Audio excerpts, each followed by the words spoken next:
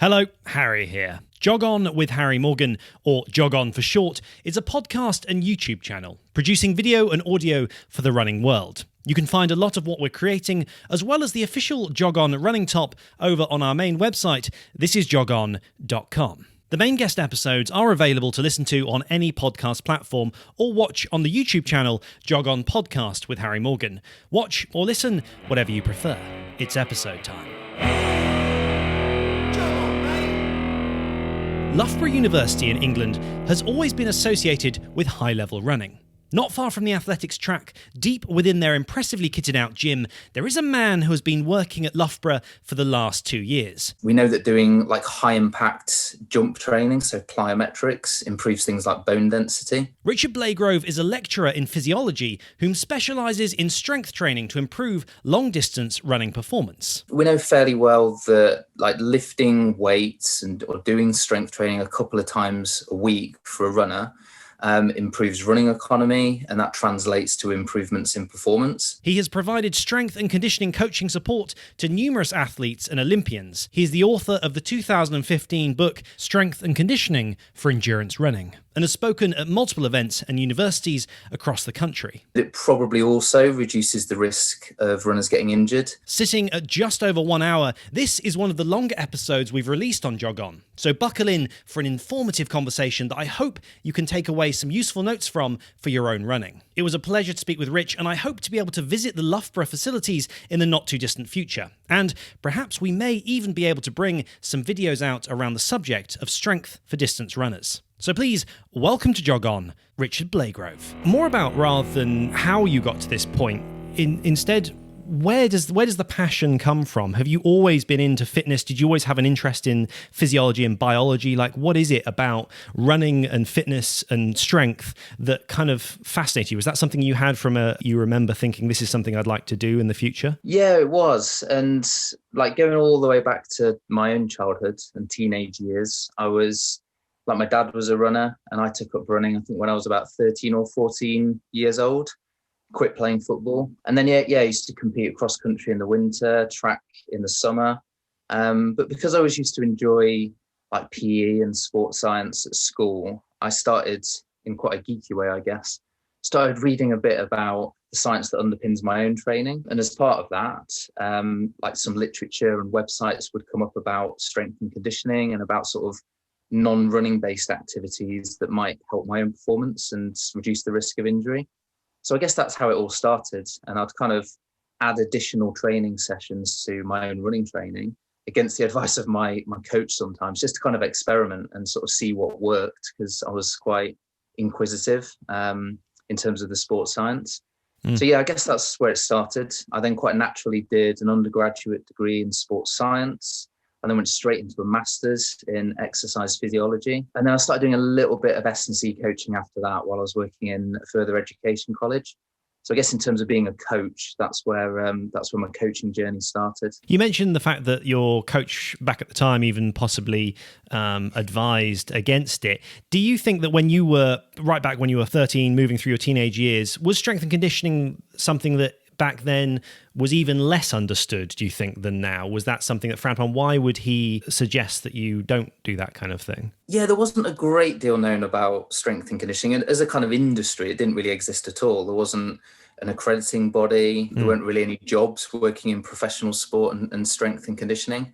But there were kind of scientific publications that would kind of filter into sports magazines and onto websites and things that, as a very, very keen young sports scientist, I could get hold of and read. I guess from my coach's perspective, it was more that he was setting out a training program. He was a really experienced coach.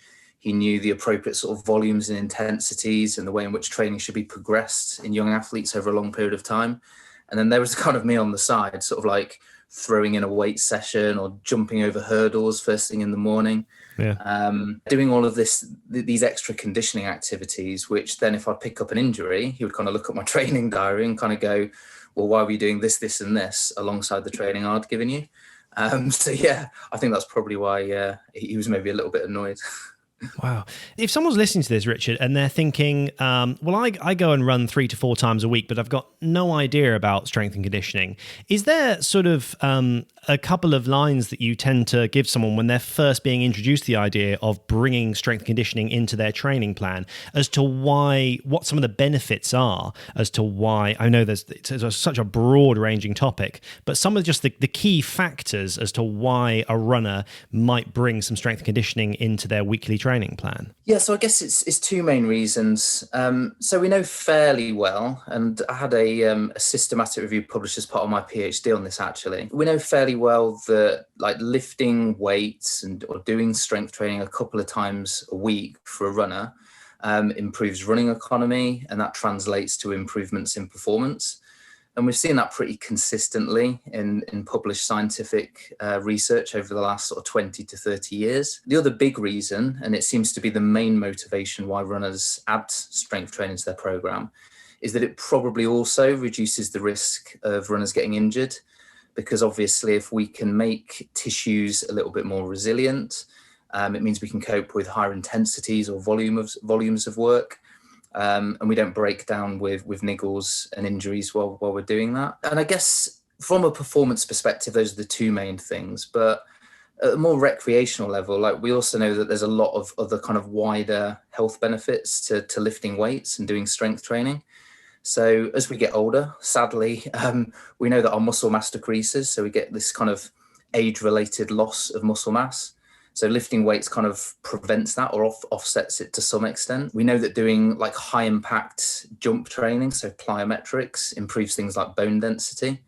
So that reduces the risk of getting osteoporosis and stress fractures and things like this. And it's also just good for sort of general mobility and daily living. So if we're running 3 to 4 times a week, we're obviously keeping our cardiovascular and our metabolic system's quite fit and healthy. But that doesn't necessarily mean that we're going to be able to carry bags of shopping when we're in maybe our 60s or 70s, or just do sort of basic everyday living tasks to the best of our ability. I think that's really fascinating. I have always liked the idea of running fitting into a slightly wider picture. Sometimes we can all be guilty as runners of just looking at running, benefiting running, and we're a runner and we're going to die a runner, and it's just all running, and not looking just slightly outside of those barriers to the things, like you mentioned, there's the daily tasks also of, well, it's great to be fit and be great at this one specific task, but likewise, strength and conditioning and also doing a bit of training to make yourself a little more efficient at those other tasks, just right from lifting stuff up to getting back up off the floor when we fall over when we're 75.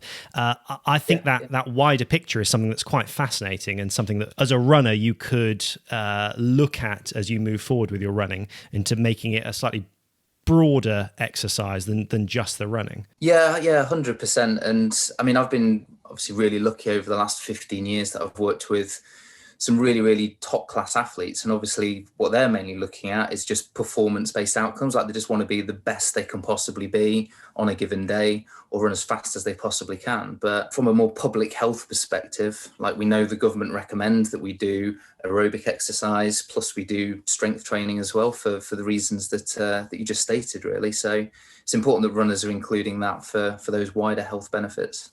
And Rich, you talked about the fact that you, from a young age, were experimenting and were looking to see what you could do with your own research in your own body. Did you end up finding a bit of a perfect balance as you moved through, right through your competitive years in running and even a bit of rowing? I know you did. Did you get to a point where you felt like, I feel like I've almost got a bit of an edge here over some guys that just aren't doing anything like this? You know, was that something that you found a balance where you got not quite the perfect week, but a great week of training where you feel like you were maximizing your potential? Yeah, it's difficult to say, really. I think, knowing what I know now about the science and what the evidence says about strength training, I think undoubtedly I probably did benefit in terms of my performance to some extent. I didn't have a strength and conditioning coach. I didn't have anybody guiding me with the sort of non-running aspects of my conditioning. So I think that would have been helpful because, again, going back to the point I was making about sort of annoying my coach, like I think, again, I probably did a little bit too much of strength and conditioning. I think I progressed it probably a little bit too quickly. I think some of the exercises I was doing were maybe a little bit too intense, so I didn't time them in the week well enough. And if I knew what I knew now, I think I probably could have programmed it a little bit better and not broken down with the injuries that I ended up having.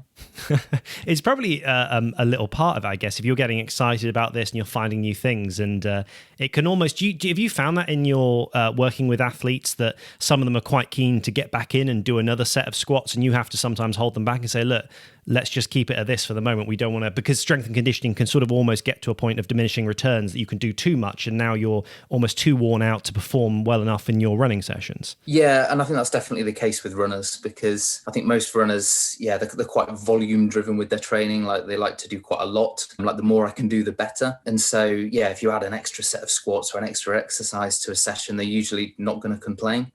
And so, I think compared to how I was, or how I still am actually, as part of my own training, I'm usually a little bit more reserved.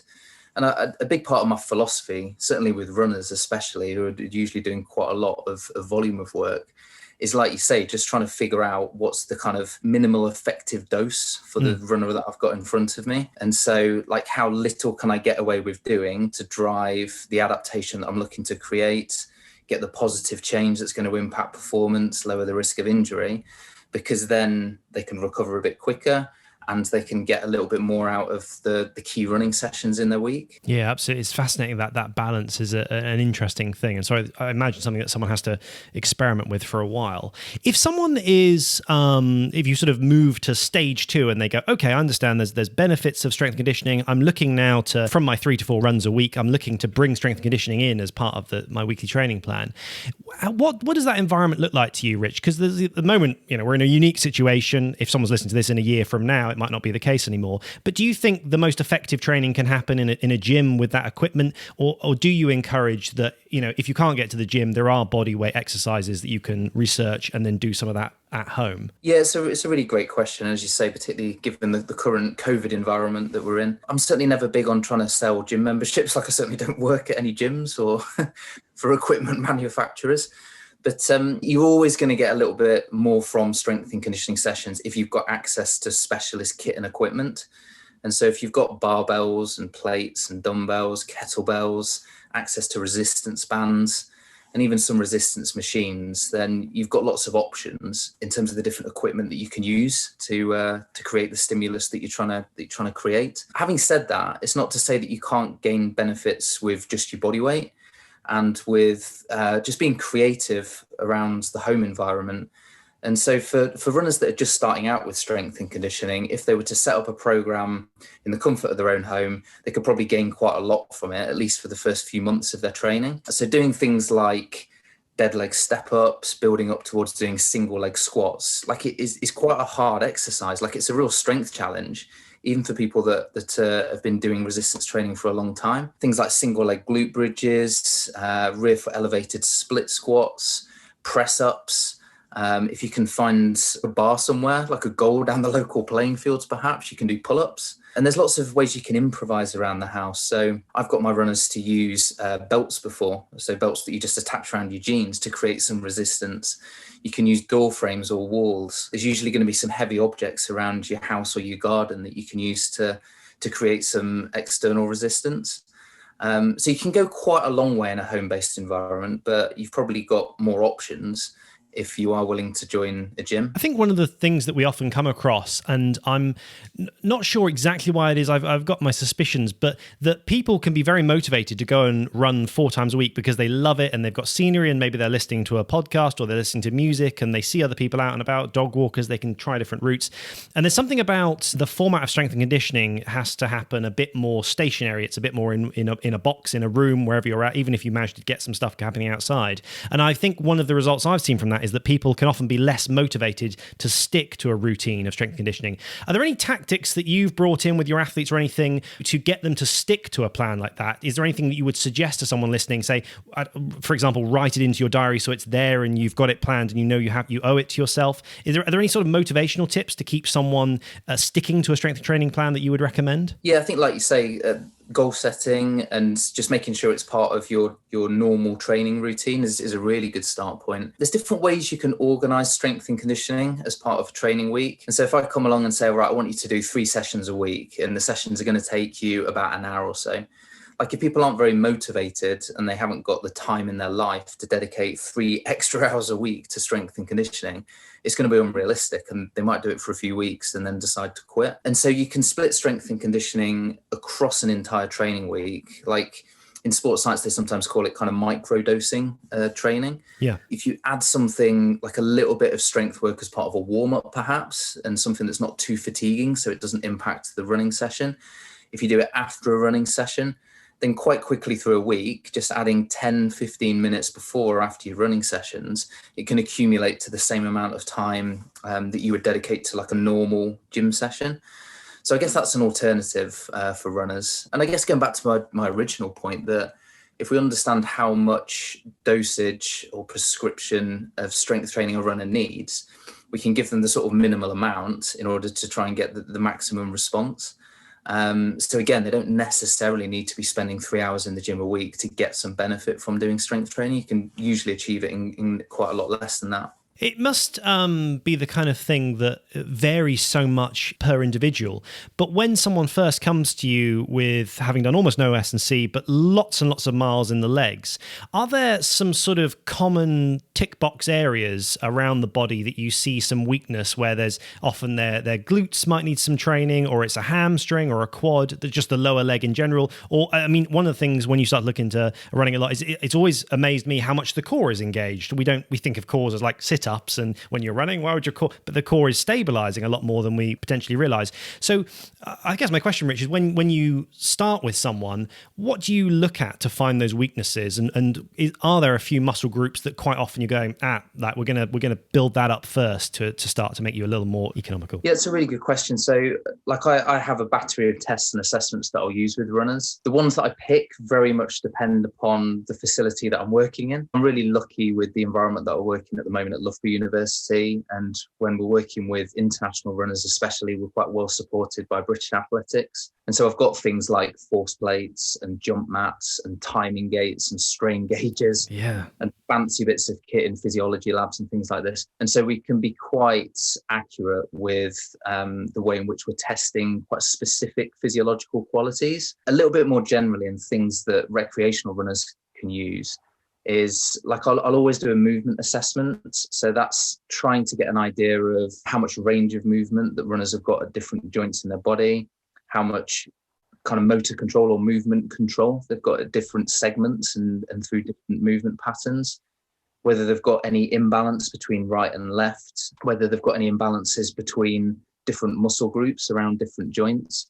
So you can kind of tell those things just by across 5 or 6 different simple movement tests. I'll then usually move on to like some type of basic strength tests. And these aren't necessarily to sort of diagnose, okay, where is a runner strong or weak, but more to get an idea of how successful a training intervention's been. And so if a runner does them every few months, you can kind of see how much they're improving. So something simple like a counter movement jump, where you just basically stand on the spot and jump as high as you possibly can.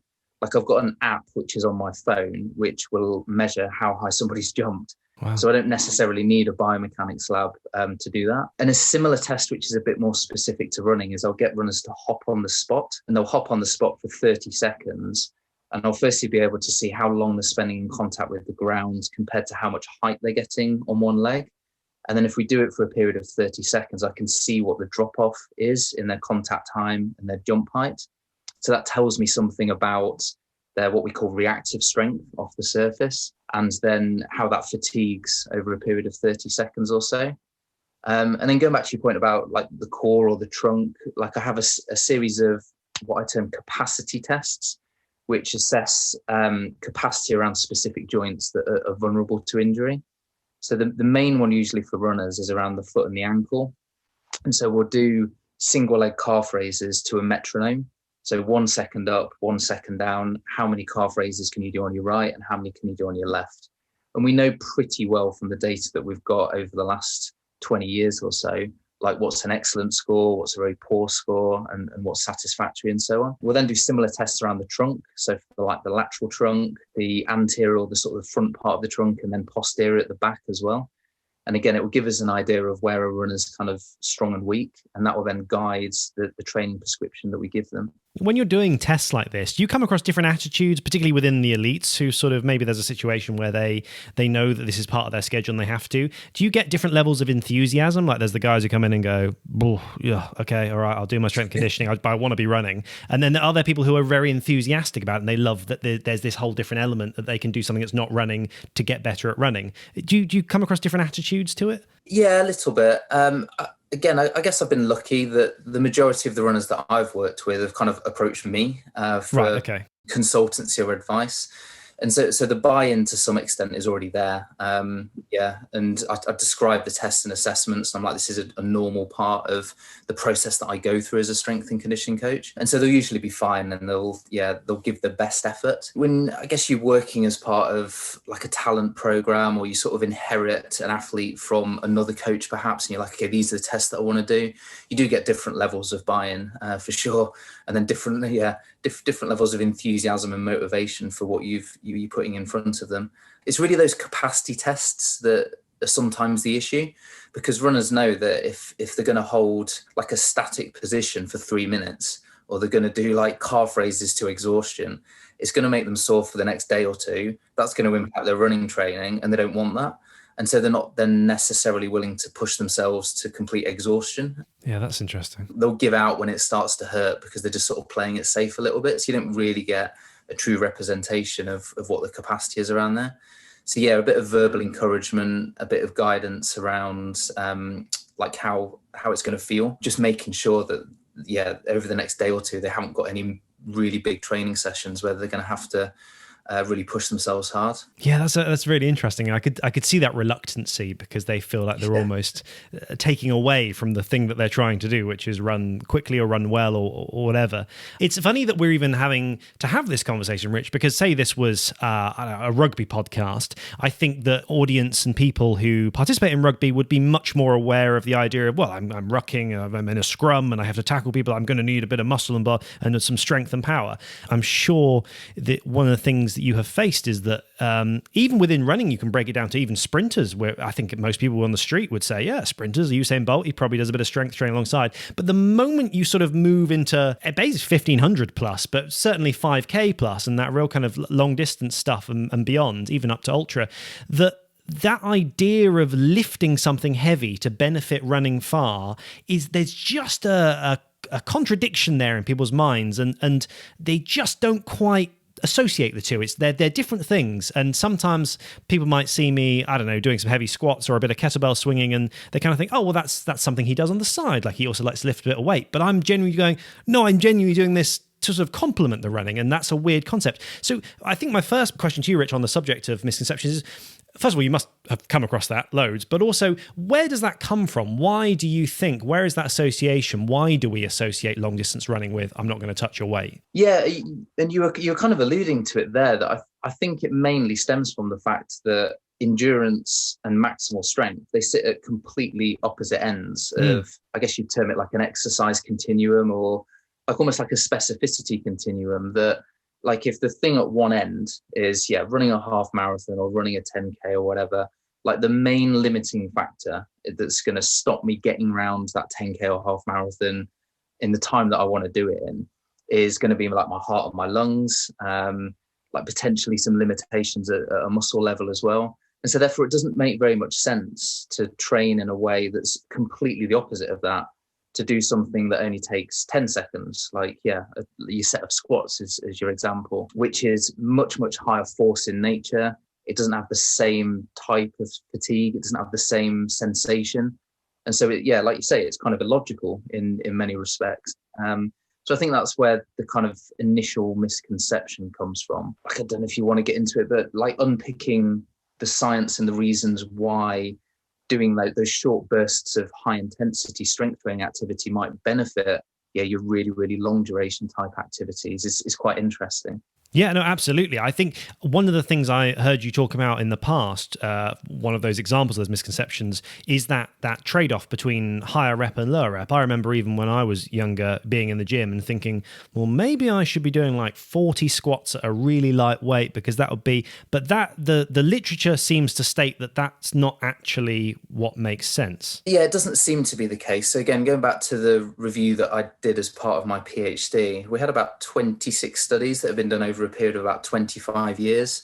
Some of them had compared like a sort of more muscular endurance type approach to strength training, compared to a more intense and high quality strength training approach, so low reps and heavier weights. And across those studies, like there seems to be a trend or a pattern that muscular endurance training is less effective, which again seems a little bit counterintuitive, because if I'm trying to train my muscle groups to perform hundreds and thousands of contractions as part of a long distance performance, like surely it would sort of make logical sense to train it in that sort of way. Strength and conditioning, we often call it like the specificity trap a little bit, that you try and make strength and conditioning feel and look a little bit like what you're training for. And a better way to think about it is, what's the physical quality that I'm trying to train, and therefore what's the best stimulus that I need to give the body in order to train that specific physical quality, and then set myself up in that environment with that stimulus in the safest possible way to create the adaptation that I want to create, if that makes sense. And so we know that running economy is like one of the main determinants and limiting factors to distance running performance. And luckily for us as strength and conditioning coaches, running economy is heavily influenced by the nervous system and the muscular system. So in other words, in a simple way, like how the muscle behaves when it's contracting is fundamental for how much energy it uses. And obviously when we're completing an endurance event, we want to use very little energy. Like we want to try and save as much energy as possible for later on in the performance. And so if I improve my neuromuscular system, in other words, how much force I can produce and control, it changes the way that energy is being used in the muscle. And so if we can reduce the amount of energy that's being used with each contraction, that seems to improve our running economy, and therefore improves performance. So to give the muscle the right stimulus, we need it to be quite intense. So we need to try and improve the amount of force that muscle can generate. So to therefore overload it in that way, like the closer that we can get towards maximal strength, the better. So typically the studies are showing that like less than about 8 repetitions seems to be the best type of stimulus. I wouldn't generally go much lower than that with complete novices, because you get quite a lot of soreness sometimes from resistance training. There's also a skill element. So if we're getting people to pick up heavy weights, they need to kind of practice the technique first to make sure that they're safe and effective. But then gradually increasing the load that they're lifting seems to be a better strategy than increasing the number of reps that they're doing. Yeah, it's so fascinating. And you actually answered my next question, which was going to be, is there a rough number that you throw around? But the fact you talk about possibly 8 or less, it would probably be quite surprising to some people. They'd be thinking, wow, that's much lower than I anticipated it would be. I think when I very first get people in a gym, like going as high as maybe 12 is probably okay, because I do want that kind of skill acquisition part of it. Like I want them to be able to squat with good technique, or deadlift with good technique, or do a lunge or a step up. And that takes like practice and repetition. And so you've got to kind of get that balance between, okay, I want to still elicit a bit of a strength stimulus here, but I want them to get some practice in within each set. So I'd potentially go as high as 12. But I think once we've got to a reasonable skill level and it's safe and the runner's not going to get injured, then not going much higher than about 8 repetitions seems appropriate. And with the more well-trained runners, like with the block of training that I've got one runner doing at the moment, who's been doing it for about 4 years now, he's right down at like 2 repetitions. Wow. For his sets of back squat, and he's lifting very heavy weights. But it does take time to get to that sort of level. Yeah, of course. The final thing on that subject of misconceptions, Rich, I was wondering if you've come across that mentality a little bit, that the moment you pick up a dumbbell or a barbell or whatever, anything on strength training, that all of a sudden the physique becomes Herculean and it's sort of counterproductive. And without, I've got to be a little careful, I don't want to generalize too much, but in particular with females, that seems to be a bit of a mindset sometimes that one can come across. Have you encountered that as a bit of an obstacle, that people sort of go, yeah, but if I'm doing strength training, Rich, am I not going to all of a sudden become too heavy and too big? And do you have to fight that? And is there a sort of a couple of lines that you explain to someone to explain why it's still beneficial and they're not going to turn into Arnold Schwarzenegger all of a sudden and it's going to wreck their running? Yeah, it's a really good and important question, because it is a misconception or a myth that I've come across quite a lot. It is, again, reasonable and quite understandable that a runner steps foot into a gym type environment, or they pick up a fitness magazine and they're seeing kind of bodybuilders, essentially, like people that lift weights very regularly. And so they're quite muscle bound, and they sort of look and go, well, yeah, a physique like that isn't going to make me a faster runner. And we know, yeah, putting on excessive amounts of muscle mass is going to be disadvantageous to performance for sure. Going back to the review that I published and the scientific literature, there's barely a shred of evidence to show that runners who lift weights actually put on any muscle mass. And so what we see is changes in strength over a period of a few months of about 20% typically. So compared to before a runner starts lifting weights to 3 months later, when they've been doing 2 weight training sessions a week, they improve their maximal strength by about 20%. So it's a sizable improvement, but they don't change their muscle mass or their body mass. So it shows you can definitely get stronger without getting bigger, without putting on any kind of mass. Like, the main reason for that, and what I'd usually say to a runner, is you're not going to do the sort of volume of resistance training which is going to result in increases in muscle mass.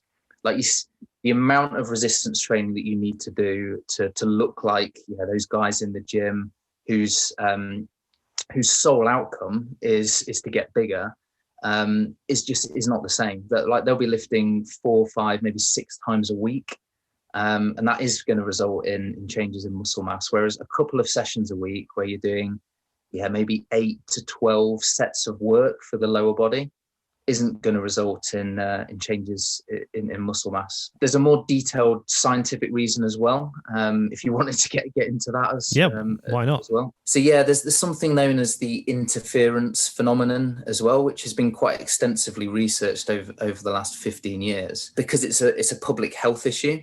That if the government are saying, okay, people need to do aerobic exercise and they also need to lift weights because we need to increase muscle mass in the general population or whatever, if one of the outcomes to those 2 types of exercise isn't optimized, then it's obviously a little bit of an issue. But what we know, when you combine resistance training and endurance training as part of the same program, is you get like a blunting or compromised increase in the amount of muscle mass that you experience. The reason for it is it goes right down to the kind of molecular and cellular signaling pathways. That the cellular signaling pathway that's upregulated when we do endurance training is very different to the one that's upregulated when we do resistance training, and causes a change in muscle mass. Okay. And the endurance one seems to block the resistance training one, or the one that causes hypertrophy, to some extent. Like, it doesn't completely block it, but it blunts it to some extent. So you get this kind of like interference between these 2 pathways. And so if you think about the amount of running that an endurance runner will be doing, even compared to a general member of the public, like, it's quite a lot. And so if that pathway is always upregulated, and then you switch on the other one just a little bit, it's obviously going to get blocked or compromised to some extent. And so you can get stronger for sure. Like, we know that from the research, but it doesn't really change your muscle mass, probably because of that cellular interference that we're seeing at a muscle level. Wow, that is so fascinating. And probably someone listening to that was then on the bodybuilding side of things. It's partly why I did watch a documentary once where the bodybuilder Phil Heath went for a jog, but he said that this was like a once in a lifetime thing. And it does seem like those guys on the flip side will generally avoid large amounts of cardio, because their focus it's an aesthetic goal, and thus they will just look at the physique only, and they do reduce the cardio. That's fascinating, that idea that it's the pathway. I mean, it kind of makes sense in my head. And you've hit the nail on the head. So going back to what I said at the start, that it's a public health issue, because with the general public that both want a little bit of cardiovascular fitness and a little bit of strength, like, it's really, really important that you're maintaining muscle mass, particularly as we get older. And so if if that gets impacted by doing aerobic endurance exercise, the way the research goes is, well, how can we stop that happening? How can we optimize the aerobic type adaptations, and how can we make sure that people are maybe gaining a little bit of muscle mass? And so that's where the research tends to go, because they're not bothered about endurance athletes necessarily. They're not necessarily bothered about pure bodybuilders. They're bothered about the public health recommendations for exercise and how to get the most out of doing both types of training. And it ends up coming down to sort of how you're prescribing it and the timing of the different exercise bouts within the training week. It goes maybe a touch off subject, but you've just sort of brought up that conversation topic, which I just find quite interesting. I wanted to address quickly, is that I recall about half a year ago or something now, I watched a program on television that was following ambulance crews going out to 999 calls. And I think we often are guilty of thinking that 999 calls are like, oh, someone's been stabbed, someone's been shot, this dramatic stuff. And a lot of the time on this program, they were just going out to help an elderly person up off the floor who'd fallen. Like, that was just a huge part of it. Like 50% of the calls they were doing was just picking someone up off the floor, which not only made for a fairly dull program, old Trevor's fallen over and let's help him back up, but on top of that, it just made me really think about, wow, the idea that someone becomes so frail and so weak, and there will be, of course, be examples where someone has an ailment when they're that old and unfortunately it's not their fault, but I certainly think coming out of the people to be that age now, of the generation we've seen, whether that be from the 20s through to the 50s, whenever they were born, I wouldn't be surprised if there was a much less understanding and focus back then on, as you're older, like rather than just, right, you're now in a wheelchair and that's that, maybe people could start to see a little more longevity. Have you had any experience with working with older people? And do you think that's something we're going to start to see a change as people understand, as when I'm 75, it's still a good thing for me to be working on stopping the depletion of muscle mass? I just find that topic fascinating. So do you think that that's something that we'll see more of? And have you worked with slightly elderly people on that kind of stuff? I've coached a few masters runners, but again, I guess their outcome is still mainly how can I get faster around my 10K or whatever. Yeah.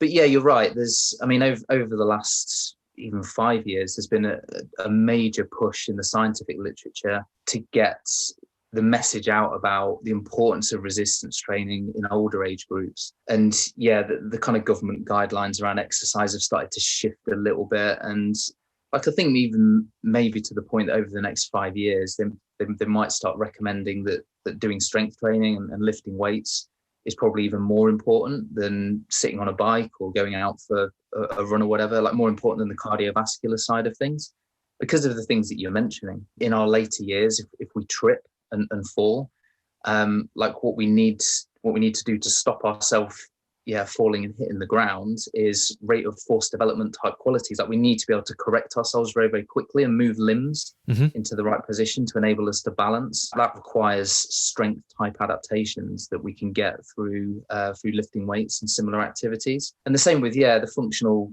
just everyday living tasks that older people have to do. So climbing a set of stairs is a strength challenge for most older people, like stepping off a bus or stepping off a train. Like sometimes those drops are like 40-45 centimeters high. Like it's a huge amount of kind of eccentric control. And so the risk of older people falling on those types of tasks is quite high.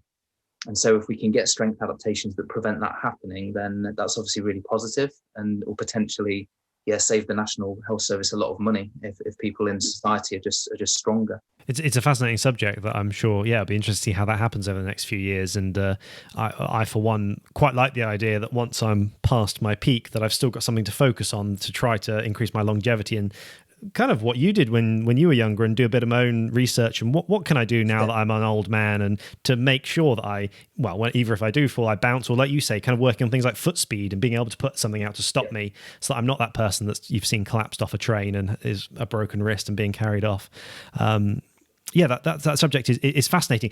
Jumping from the one end of the scale, from older people right through to youth and growing up, I have had a couple of conversations with people about the philosophy of training when you're young. And I know that your specifics were about, your specialty was the strength conditioning side. And a lot of the conversations I've had were a little bit about strength conditioning, but also mileage. And just there seems to still be a bit of a debate about, as a 14-year-old child, and it's going to be an individual basis, like how much should you be running? I remember being fitted for my first ever pair of running shoes, and my dad told the guy how many miles I was running, and it wasn't anything that crazy, but he lightly recommended that maybe that was a bit much for my age. I was probably about 13, 14 at the time. I know you must have researched so much, so this is a bit of a too broad a question for you, Rich, unfortunately. But very roughly, what were the results of your research into youth training? Is there a recommended amount of mileage, and is that attitude changing towards strength and conditioning that a kid could bring into their running conditioning? Yeah, we can start with the strength and conditioning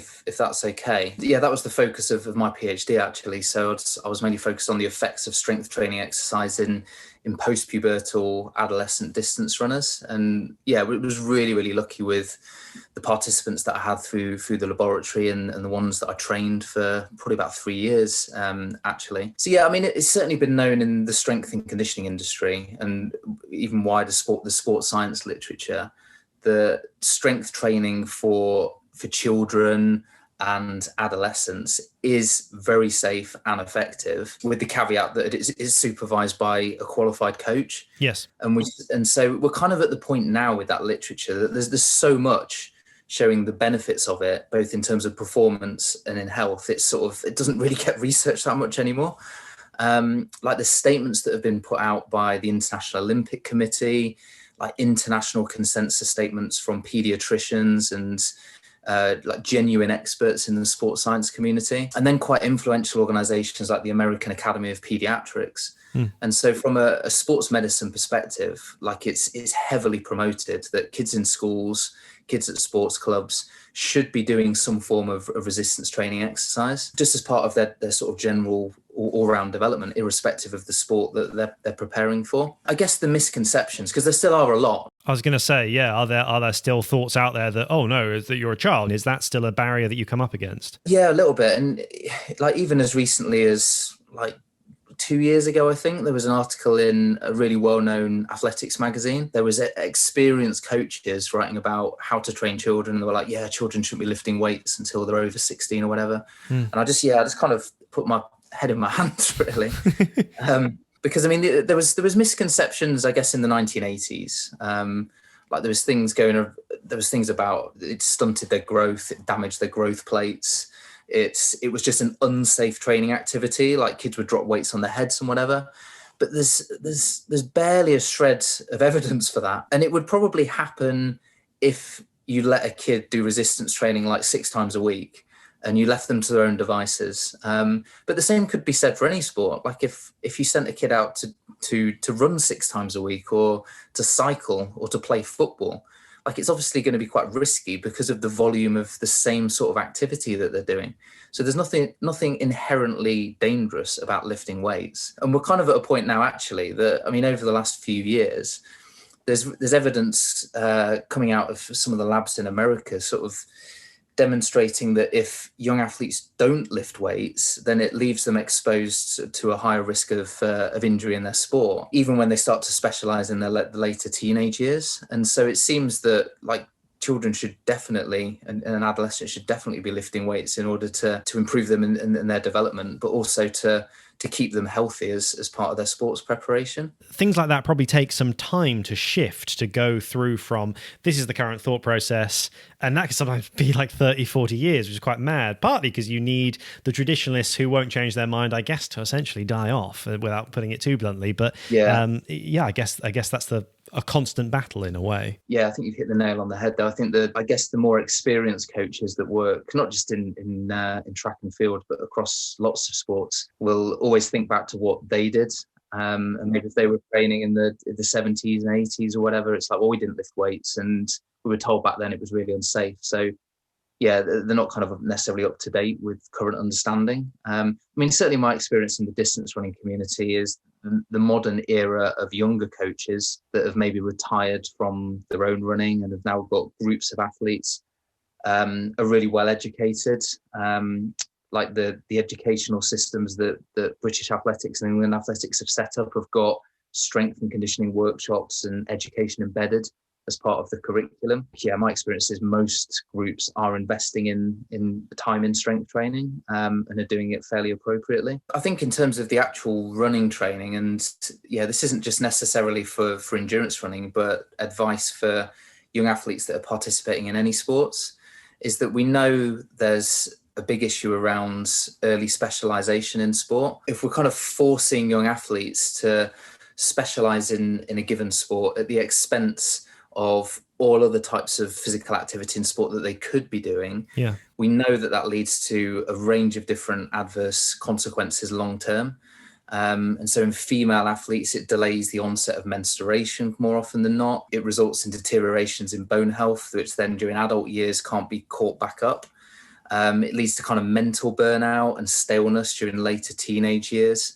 And there's not very much evidence at all that it's actually the best way to maximize potential in more senior athletes. And so specializing later seems to be the better thing to do. I guess I always sympathize with both parents and coaches, because if you've got, I don't know, a 9 or a 10-year-old that loves football or loves to run, and so it's all they want to do, they don't want to play any other sports, then it is kind of difficult to manage that potentially, and to make sure that they are doing other types of sports and physical activities. But I think the broader that we can keep it for longer, the better it seems. And so the current recommendations in the consensus statements at the moment around specialisation sport and volume of training is not to focus on a single sport until you're past your pubertal years, so in late adolescence. And so the line that I kind of drew within my own PhD research was I'm not having any participants in studies that are under the age of 15. And so when I did estimates of biological maturation, I could kind of see that all my participants were past their pubertal years and sort of into late adolescence.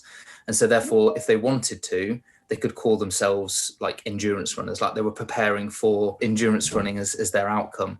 Whereas I think if I'd have said, right, I'm gonna look at 12 and 13-year-olds, for me, it would have been a little bit unethical, because they shouldn't at that type of age. So yeah, kind of around the age of puberty, they shouldn't really be calling themselves an endurance runner. Like, I've specialized in this sport at the expense of all of the other sports that I could be doing. And so, yeah, the main message for coaches and parents is to encourage diversity in the types of physical activity and sports that young athletes are participating in, including strength and conditioning as one of them. And then to delay specialization for as long as you possibly can, definitely into the later adolescent years, because that seems to be better for engagement, performance, if that's what we're looking for. And just lifelong participation, I guess.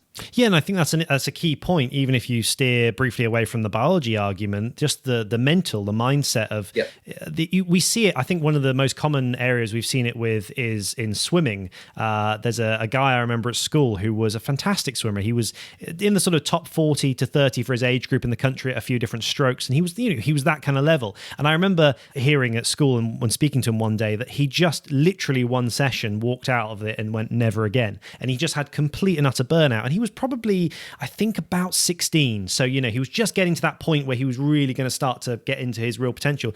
But exactly that. He'd been doing 2 sessions in a pool since God knows how young. And, everything was getting up at 4 o'clock, 5 o'clock in the morning and that. And I think apart from the side effect of the fact, like you say, I can imagine that he would have benefited a lot from doing a lot of swimming, but also playing a bit of football and lifting a bit of weight and just having a bit of time. But just for his own mindset, that would have been so much healthier to then be like, when he's ready, 19 years old, right, I'm really hammering this now and I'm going to lay out this training schedule. So it's interesting that burnout is a thing, and definitely it must be so sad, especially for you as well, to see kids that do drop out that had potential, because essentially maybe they just went too hard too soon. Yeah, we see it a lot, quite sadly, and it is an ongoing topical issue in British athletics, and they're doing quite a lot of work at the moment to try to prevent it and to try to, I guess, just retain talent in the sport.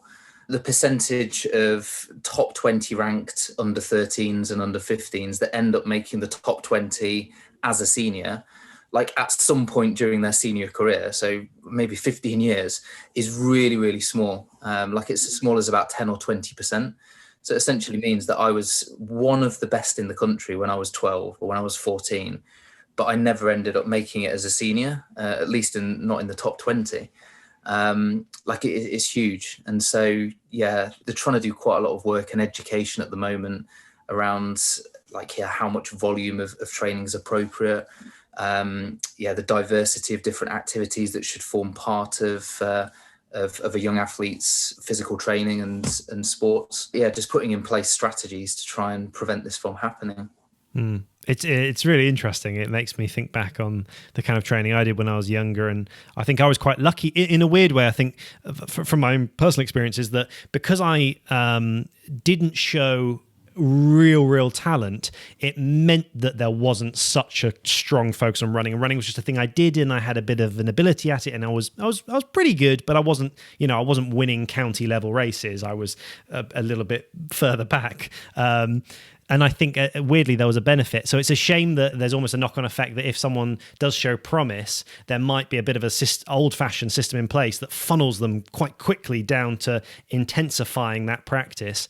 And thus, like you say, then before you know it, what happened to that person that was a 16-year-old prodigy, and they're there with, I don't know, either a snapped Achilles or just a general mindset of I don't ever want to pick up a pair of running shoes again. It's a strange subject. Yeah. It is really difficult, and I do completely sympathise with sports coaches and parents. Not only because young athletes will be very, very motivated to do what they enjoy, but also if you think about it, I don't know, take like an under-10s football team, like they maybe play like other local teams maybe once a week, once a fortnight, or whatever. Like obviously every time they play a game or a competition, they kind of want to win. How do they increase the likelihood they're going to win? They obviously need to practice and sort of train.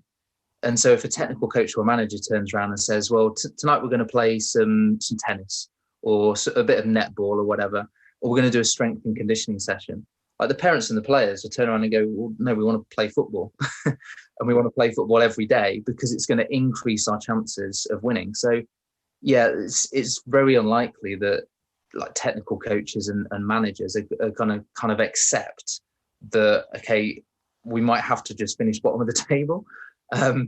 It's really odd, isn't it? It's kind of a bit of a paradox in a way. But you want your team and your athletes to be successful, so they're just motivated and engaged with the sport, and you don't lose them. But equally, you're not sort of pushing them too fast and too soon.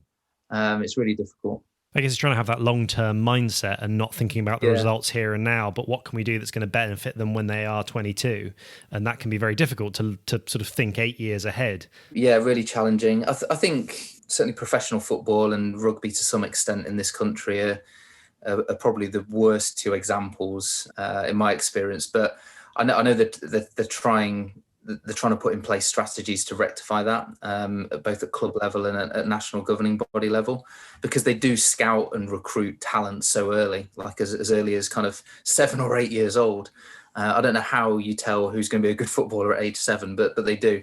And then they push them into the academy and they're called footballers for the rest of their life. And then the percentage that actually make it into the professional sport is tiny, like really small. And so you've got to kind of think, at age 18, 19, like what other skills have they got? Like, could they turn their hand to a different sport and do it as a recreational activity? Well, probably not, because they didn't develop those skills when they were young, and they've got no interest in developing those skills when they're older. There's a real ethical argument around how much of the same sport activity you should be doing at that sort of age.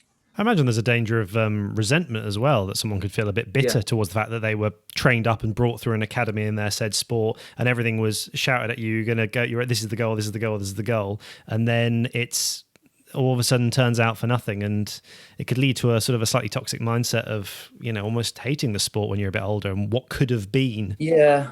And certainly personal communication with distance runners that have either been friends of mine or athletes that I've worked with in a coaching capacity over the years. Yeah, they do kind of look back and they're like, I was running so much mileage when I was 13, and I was the best in the country. I was winning national cross country and English schools titles and so on. It was great. It was fantastic. But by the age of 17, I had so many injuries. like I was just fed up with the sport, and they sort of look back and yeah, you do kind of hear a bit of resentment in their voice, maybe regret that they did so much training. But at that age, you don't know any different, do you? No, of course not. And you will just do, your coach is like you're a parental figure at that point, so you are going to follow what they say. I think one of the final things, Rich, partly because I'm running out of data on my memory card because my camera only had so much at this point, I'll talk to you about, just on a personal note, you have an incredible job, an incredible role that you do. There must be examples of people who you've just seen completely transform, who've come in with a bit of an old school attitude, or they had a bit of talent at something, or ideally maybe they, like you say, they've sought you out, but then they've just found real success. And that thing of, my athletes got this race today, and being able to check their result and celebrate with them and live those experiences through them, you must get a huge sense of satisfaction from what you do. Yeah, definitely. And I mean, over the last 3 years since I left the role I had down at St Mary's University in London, I've done less coaching, and so I'm not coaching a great deal now. I still do consultancy with 5 or 6 athletes, but not loads of sort of face-to-face stuff. But yeah, you're right. Like, I think when I look back with the athletes that I've worked with over the last 12 years, as I mentioned before, I've been incredibly lucky with like the level and the standard of athletes that I've been able to work with. So I think, yeah, your memories instantly are drawn towards the sort of national and international successes that some of those runners have experienced. But I guess like one not so obvious one is related to the younger athletes that I was working with alongside my PhD research. And I used to run like a strength and conditioning class for a couple of years just prior to leaving St Mary's down in London for that same group of young athletes. And yeah, like I was always kind of drawn to getting them stronger, getting them more engaged and educated around strength and conditioning, trying to improve their running economy and their performance. Because yeah, that's the kind of background that I've always come from. But the parents used to kind of approach me after sessions, and they used to go, my son or my daughter was so nervous and apprehensive about starting to come to your strength and conditioning class. Like they were nervous about lifting weights. They were nervous about being amongst their peer group and sort of interacting socially with them. But the amount their confidence has improved over the last few weeks, like they're better at communicating, they're less anxious in social situations. And like, I think that's like that side of things I'd never even considered, because I'd always been so focused on the physical stuff.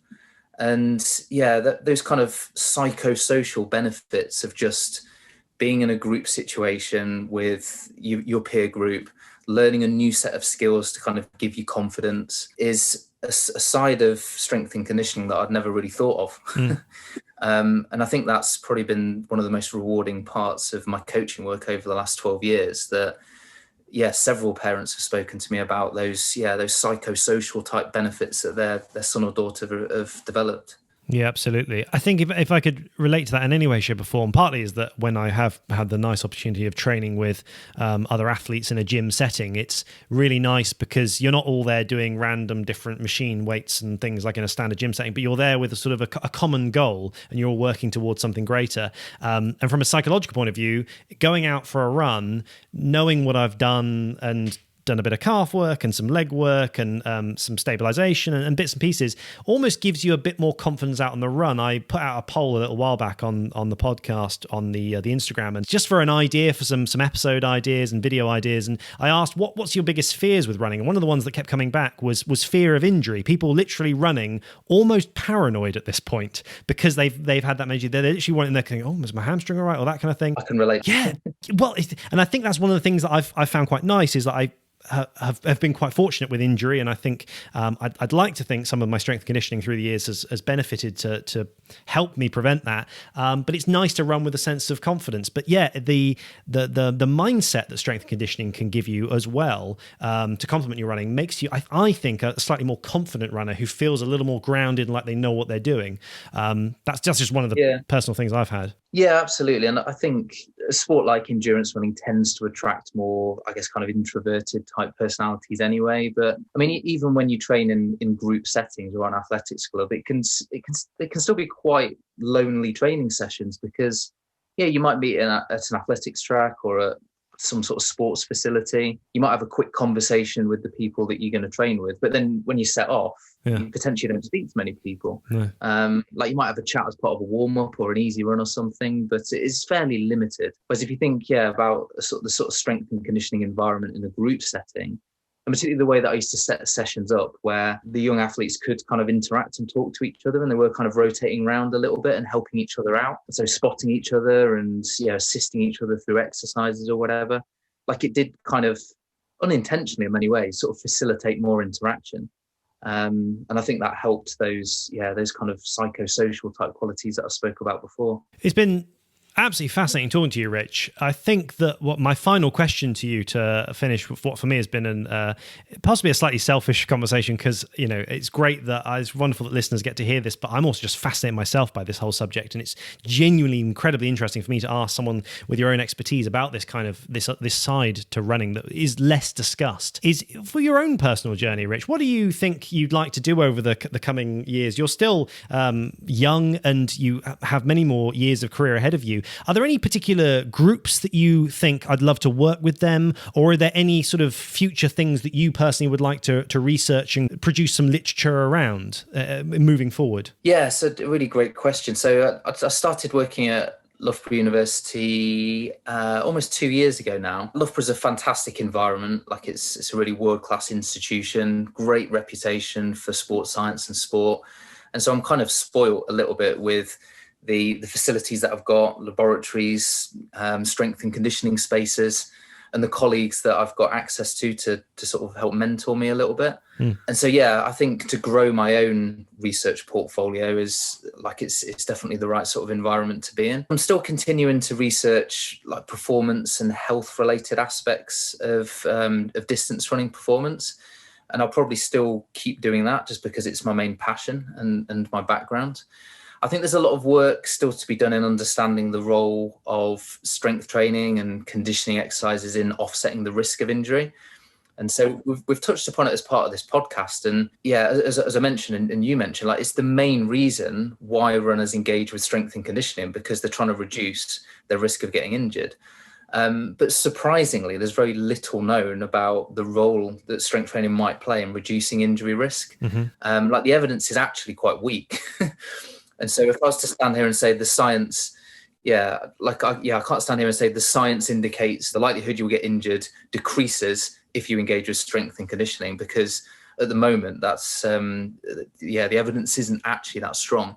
And so I think there's quite a bit of work to do around both specific injuries and just injury generally, and potentially the role that S&C can play. So, Rich, that just leaves me to say thank you so much for talking to me. It's been really fascinating hearing about a subject that we could talk about for hours and hours. I'm sure there could be 8 times the length of this podcast episode alone, just on some of those individual subjects. So hopefully at some point in the future, we can do something else, discuss a couple of other subjects, because I think this is something that's not just fascinating, but also not so well known within the running world. It's not something there's so much information out there about. I hope that one day, if I'm ever in the Loughborough area, I can come and have a look at the facility, because that would be it'd be like, for me, it'd be like walking around Disney World to see some of the equipment and stuff. Because you're more than welcome. So thank you very much for coming on, and I appreciate your time. Yeah, thanks for the invitation to come on. It's a real privilege to answer questions. To support this podcast further, you can buy one of our classic electric orange Jog On running tops for your training.